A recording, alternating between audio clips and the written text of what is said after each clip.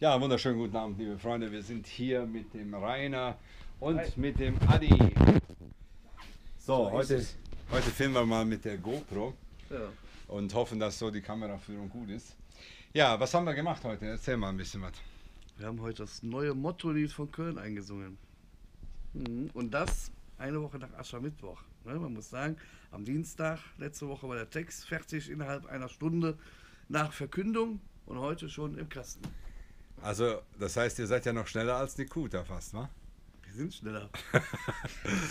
Wie dem auch sei, wir werden jetzt mal einen Refrain uns anhören und dann könnt ihr ja uns eure Meinung so sagen.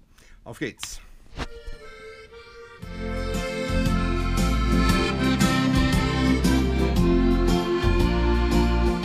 Wenn wir uns Pens sind, dann sind wir von der Söck.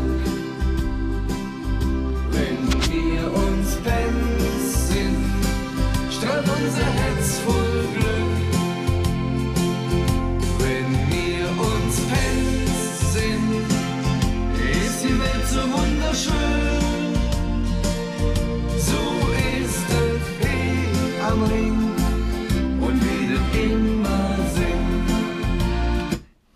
Ja, das war der Refrain. Das war der Refrain. Und das andere könnt ihr spätestens ab Ende März bei meinen Auftritten erleben. Da wird das zum ersten Mal öffentlich aufgeführt. Genau. Und das Gute ist, die Musik ist von mir geschrieben. Genau. Meine Wenigkeit. Und Text vom Adi Rockmann. Tschüss. Tschüss. Ciao, ciao.